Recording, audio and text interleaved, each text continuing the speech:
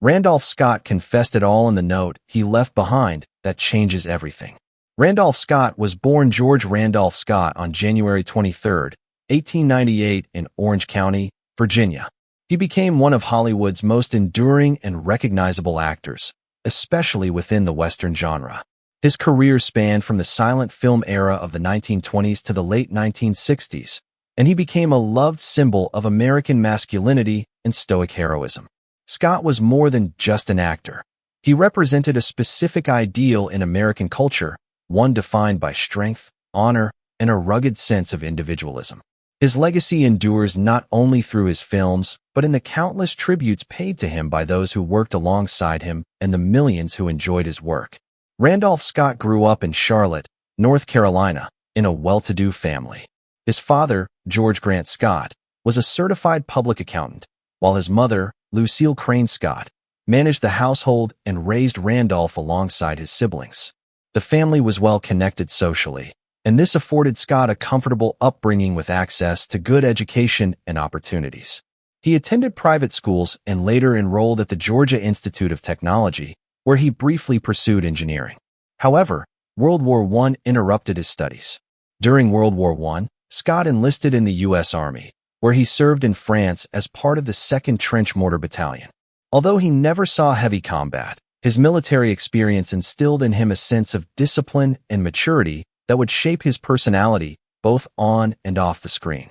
After the war, Scott returned home with an appreciation for the values of service, honor, and patriotism. These traits would later influence many of the roles he took on in his film career, particularly in the westerns for which he became famous.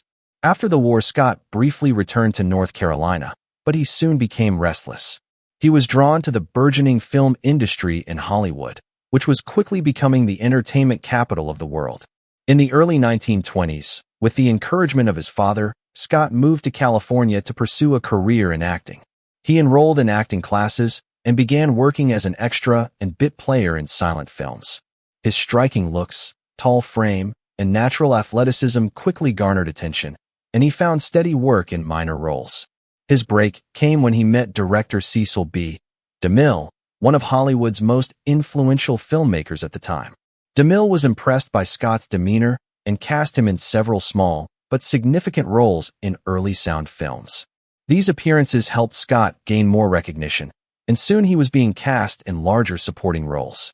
His early work in films like The Virginian, 1929, and The Last Roundup, 1934, showcased his potential as a leading man, particularly in westerns where his natural cowboy-like presence seemed perfectly suited.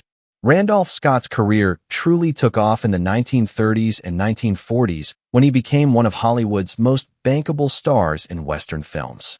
He quickly found his niche in the genre, starring in a string of successful westerns that solidified his reputation as the quintessential cowboy hero. Films like Last of the Mohicans, 1936, Jesse James, 1939, and Western Union, 1941, helped establish him as one of the most popular actors of his time. His calm, steady manner combined with his rugged good looks and tall athletic build made him the ideal embodiment of the Western hero. What set Scott apart from other Western stars of the era was his ability to bring depth and nuance to what could have otherwise been simple one-dimensional roles. His characters were often morally complex men who were forced to navigate difficult situations, making him a relatable and human hero. He didn't play loud or flamboyant characters. Instead, he brought a quiet strength and stoicism to his performances that resonated with audiences. His characters were men of few words but great action, reflecting the traditional American values of hard work, perseverance, and honesty. One of the most significant phases of Randolph Scott's career came in the 1950s when he began working with director Bud Boetticher. Together, they created a series of westerns that are now regarded as some of the finest examples of the genre. These films, often referred to as the Randolph cycle after the production company formed by Scott and producer Harry Joe Brown, included classics such as 7 Men from Now, 1956, The Tall T, 1957, and Ride Lonesome, 1959.